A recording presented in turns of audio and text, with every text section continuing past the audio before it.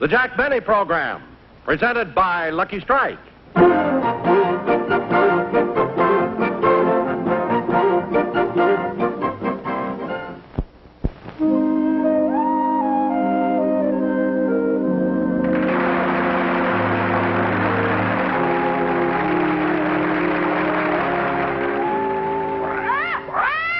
Now, Polly, it's time for you to go to sleep. It's 9:30.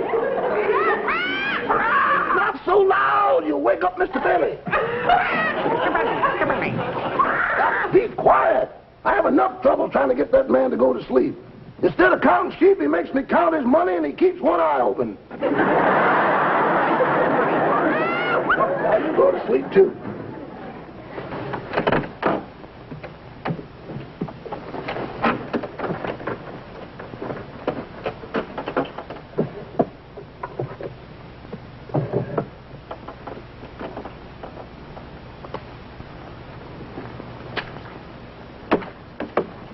Dear Diary, today I am especially proud of myself, and why shouldn't I be?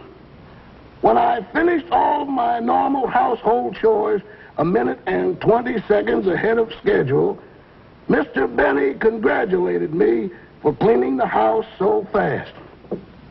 He said I was the only man to break the sound barrier with a vacuum cleaner. Finished cleaning the house, I assorted the fan mail, and again, I got more than he did.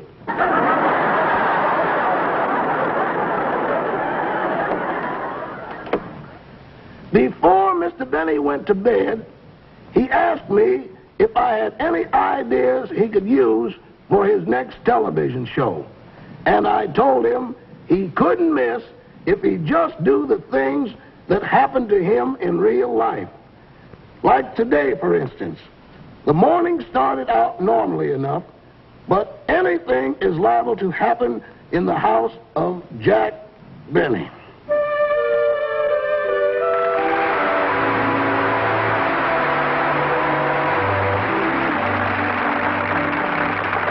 Amazing the things they have nowadays. Shaving cream with Diaxin in it. Shaving cream with lanolin in it. Shaving cream with chlorophyll in it. Had to chase all over town to find shaving cream with soap in it. There. I'm all shaved. Nothing like a nice, smooth... I forgot to put a blade in it.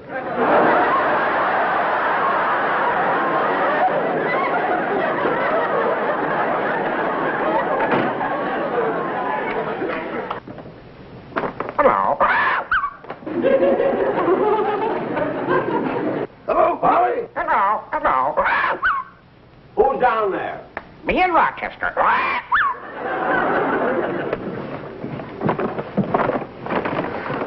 Hello, boss. Are you shaving? Yeah. How are you fixed for blades? Always watching the fights. What'd you get at the market, Rochester? Food for the week. Yeah.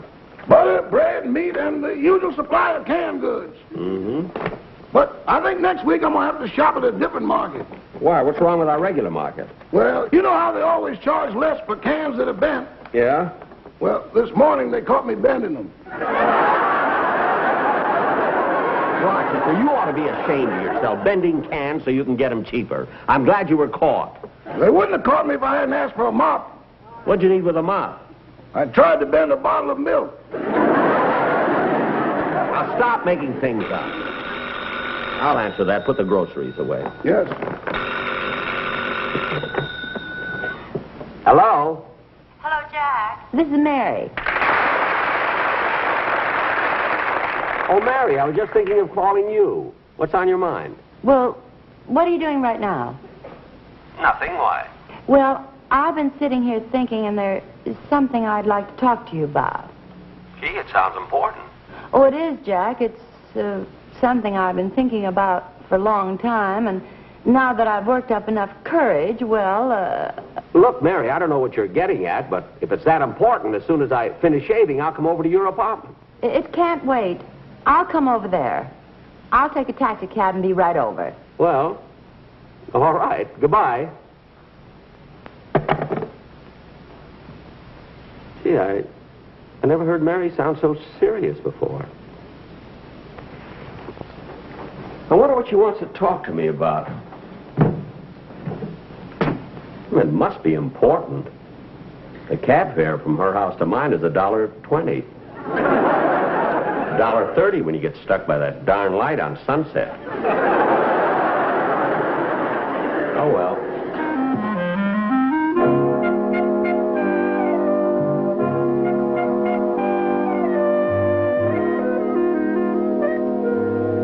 I still can't imagine what Mary wants to see me about. Couldn't be about her contract. She just signed a new one. I wonder if... Say, I know what it is. For years I've been asking her to marry me, and she's always turned me down. I even asked her last week. That's it. She must have changed her mind. That's what it is. That's all it could be. Da-da-dee-da-dum, da-dee-da-dum, ba-bum, bum, ba-ba-ba-bum. You know, Rochester, today you can say anything you want to because I'm in an exceptionally good mood. You are? Yep. You know, for years, I've been asking Miss Livingston to marry me, and she's always turned me down. And today, I think she's coming over to accept. No. Yes, sir. Well, congratulations. Thanks. Now, when Miss Livingston comes, I want you to fix up 2 glasses of champagne. Yes, sir.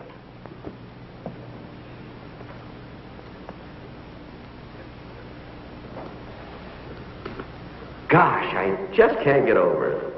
Oh, boy, it'll be wonderful when Mary and I are married.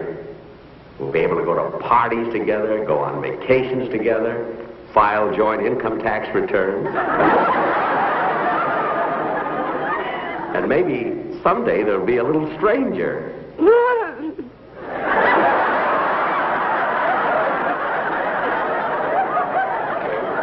Hey, wait a minute. I've been asking Mary to marry me for years. She's always turned me down. Well, if she thinks that she can come over here and I'm going to ask her again just like that, she's got another guest coming. I'm going to play hard to get. I'll tease her a little bit. Maybe I'll even make her propose to me, and... Yeah, that's what I'll do. I'll make her propose to me, and propose to me, and propose to me, and propose to me, and propose to me, and... Yes, sir, that's what I'll do. I may even make her kneel down when she asks me. Oh, gosh, she's here. Gee, I better be careful. I don't want to know how anxious I am. I better restrain myself.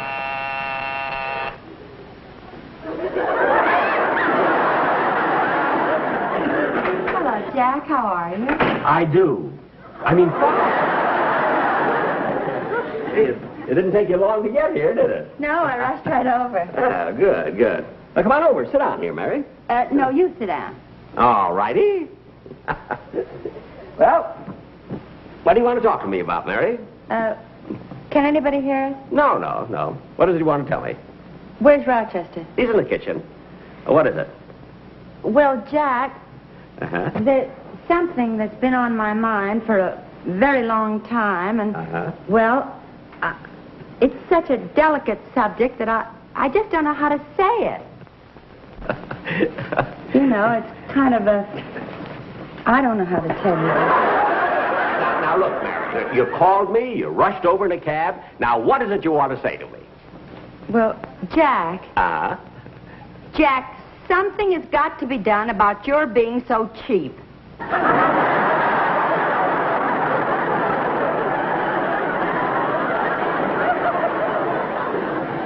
Mary, is that all you wanted to tell me? Yes, Jack, and everybody in town is talking about it. About me being cheap? Yes. Just mention one. Well, Barbara Stanwyck, Danny Kaye, Gary Cooper. I only asked for one. Anyway, it's a fine gang to talk about me being cheap. Especially that Danny Kaye with that head of hair of his. He's so cheap he won't even spend 35 cents for a haircut. They're $1.50 now. Oh, I'm sorry, Jack. But you better do something about it or you won't have a friend left in the world. Well. I mean it. Well, look, Mary. To show you that I'm not cheap.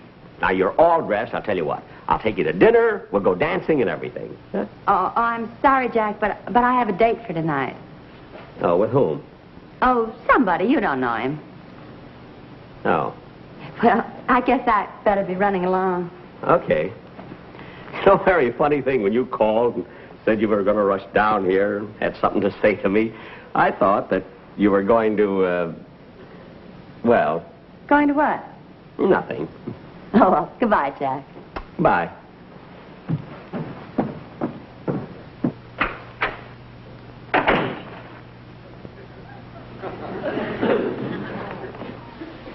Champagne for two. I don't want it. What's the matter, boss?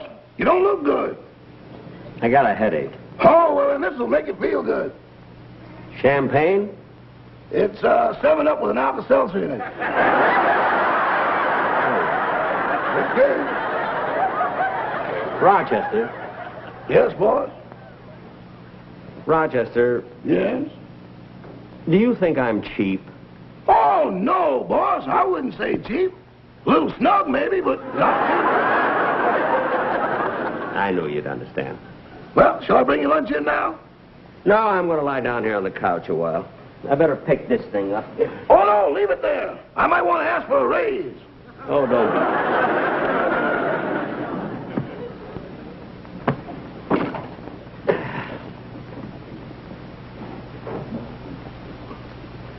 Boy, was I fooled.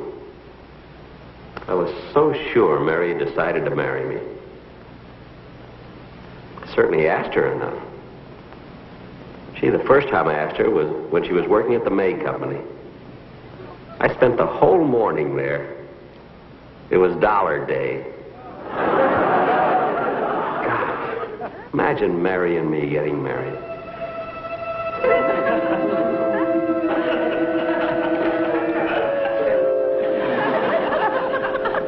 And now, before I pronounce you man and wife, I must ask you these questions. Do you promise to always smoke Lucky Strikes? I do. And do you know that Luckies are made of that fine, that light, that naturally mild tobacco? I do. Now, will you both repeat after me? LS, MFT. LS, MFT. Lucky Strike means fine tobacco. Lucky Strike means fine tobacco. Do you have a cigarette? And do you have a lighter?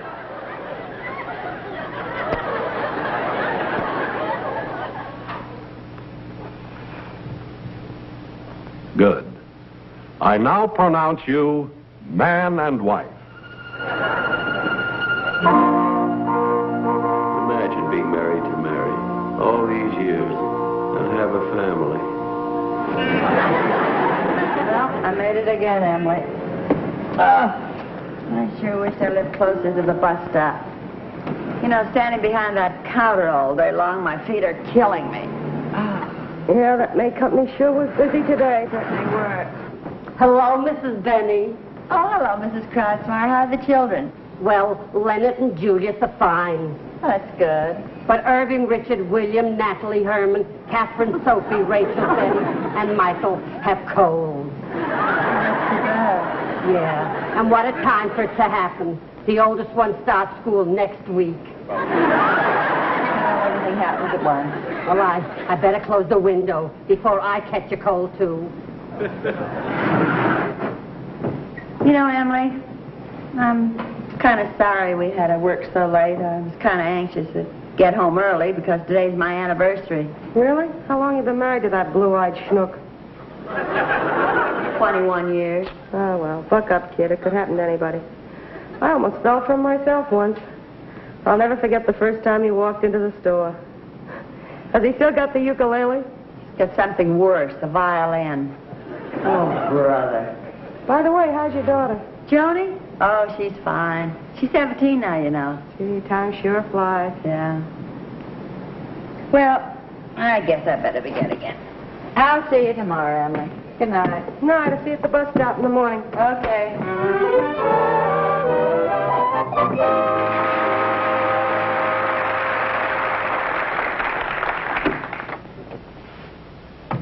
Oh, hello, Johnny. Oh, hi, Mother. So busy doing my homework, I didn't hear you come in. Well, that's funny. You're generally finished with your homework by this time. I know, but I'm doing it over.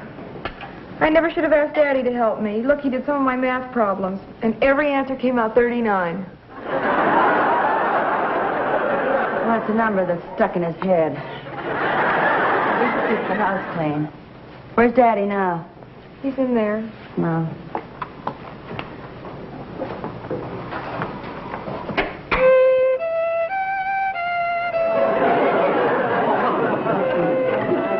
Stop scratching on that thing. I know just how you feel. At school, they can't understand why I flunked music appreciation. I know what you mean.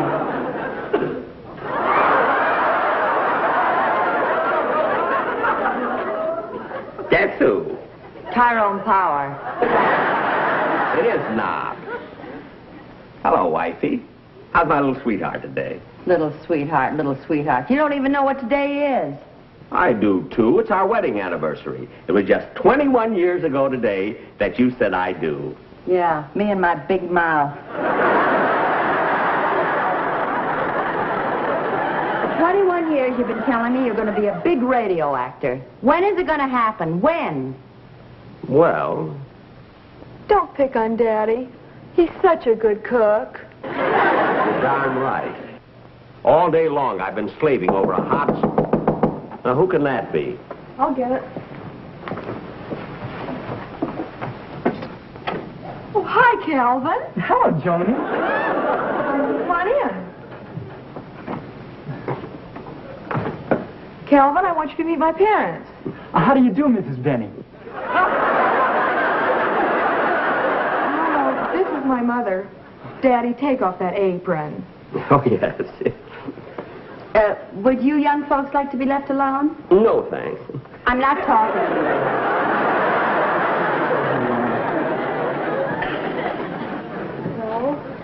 you. Well? Would you like to sit down? Uh-huh.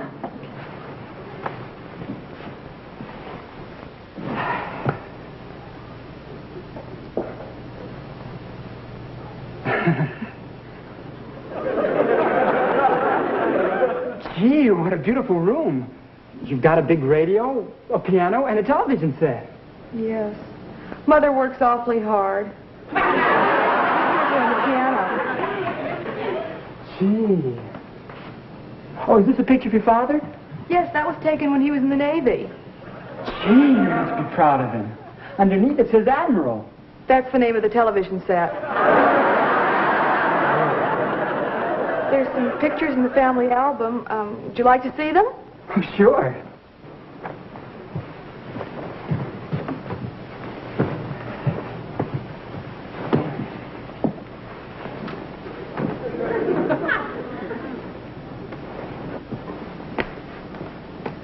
Oh, here's Cousin Rita. And this one's Cousin Rose. And over here is Mother and Daddy's wedding picture. Oh, wait a minute. Why is your father holding that violin? Everybody notices that. He played at his own wedding. What are you laughing at? As they marched down the aisle to the strains of Oh Promise Me, Mama had to hold his rosin. No. Who's this cute little girl? That was me when I started school. But you look only 2 years old. I was. Daddy wanted me to get through school early so I could start working. Dinner's on the table. Time to eat. Come on, Joni. Excuse us, Calvin.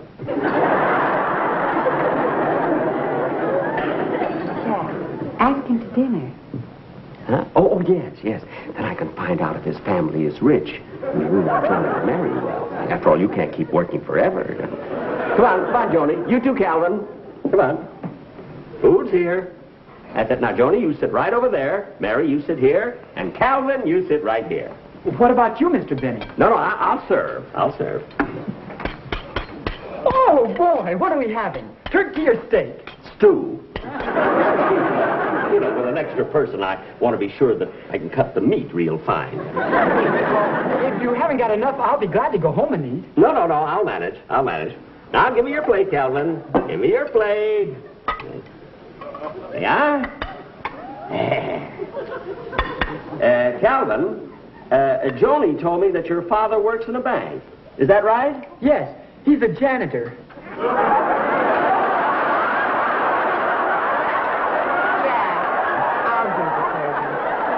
Well, all right. I have a surprise for you kids anyway. I'll be right back.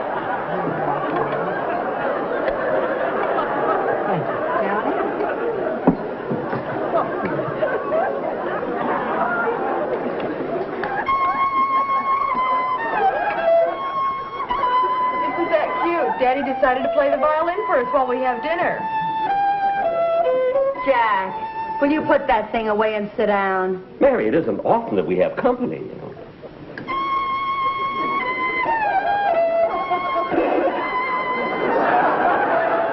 Mr. Benny, why don't you sit down and eat before the food gets cold? No, I'd rather play.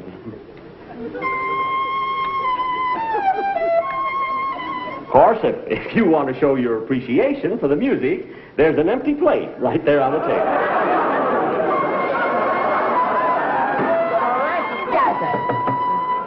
Huh? I've stood about all I can. I didn't mind working all these years, and I didn't even mind when you were selling my friends. But now you're hurting Joni's chances. And why? Because you're cheap. Cheap, do you hear me? Cheap. That's what you are. Cheap. I'm not. I'm not cheap. I'm not cheap. I'm not cheap. Boss, wake up! A little snub, maybe, but not cheap.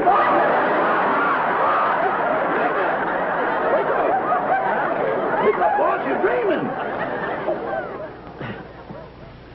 Shit. You're right, Rochester. You know, I had...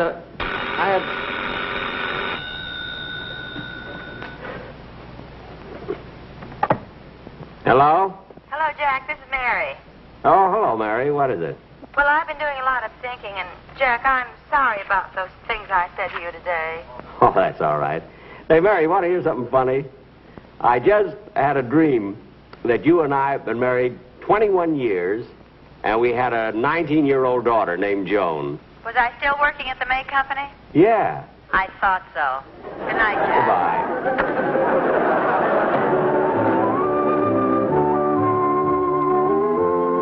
Things are always happening to Mr. Benny. But he must be quite a personality, because in honor of his birthday this month, his picture is on the cover of this week's issue of Collier's. He wrote quite an article for them. It's about how he feels now that he's approaching 40. And in the parlance of a golfer, it's been quite an approach.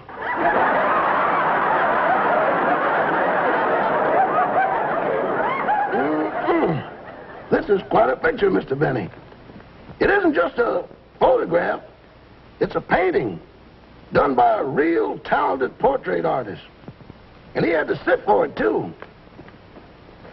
The artist came over to the house 3 times. And when he finished, he had a little paint left over, so Mr. Benny made him do the kitchen. Mr. Benny's the only man in Hollywood whose eyes match the knobs of his kitchen cupboards. I'll turn in now. Okay, Polly, I'm ready to go to sleep. Rock-a-bye, baby.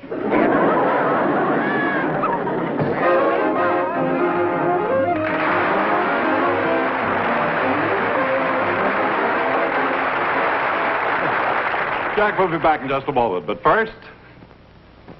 What do you think this is? It looks like some form of torture machine, doesn't it? Far from it. Actually, this instrument has a lot to do with the better taste of Lucky Strike cigarettes. What you were just looking at was a device for measuring the moisture content of tobacco about to be made into cigarettes in a Lucky Strike manufacturing plant. And believe me, smoking enjoyment depends a lot on maintaining proper moisture content. Too much moisture, and your cigarette will burn too slow. Too little, and it will taste dry.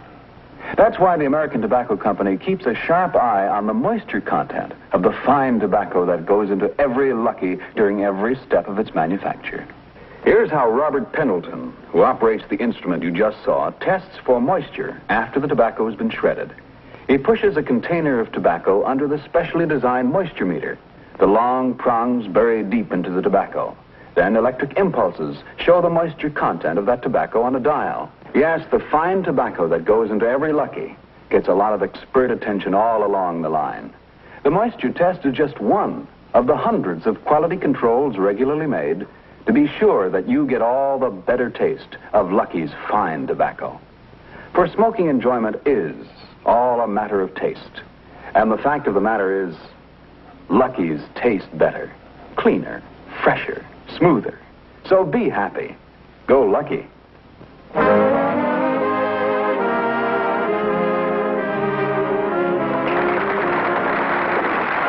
you. Thank you very, very much, ladies and gentlemen. Thanks.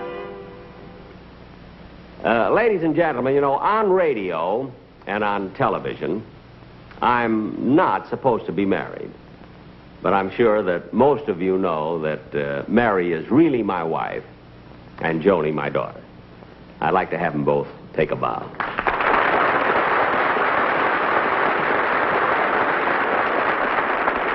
And I was very proud of you, Joni. You did a fine job. Didn't you, Mary? I thought so. Joni, would you like to do another TV show with me? Well, I don't know. You'll have to talk to my agent.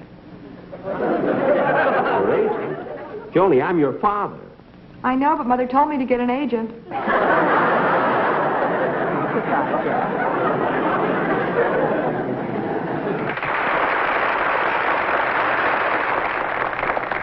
Good night, folks. See you in 3 weeks.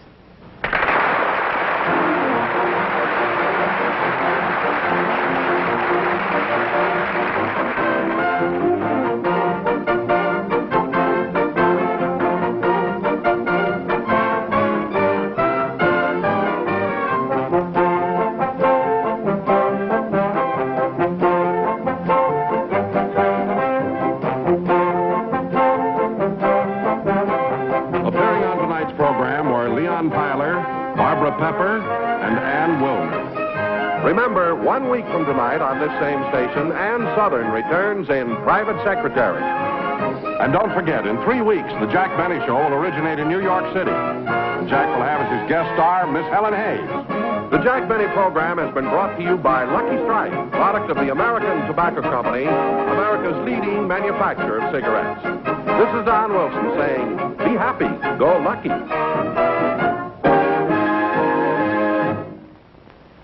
This is the CBS Television Network.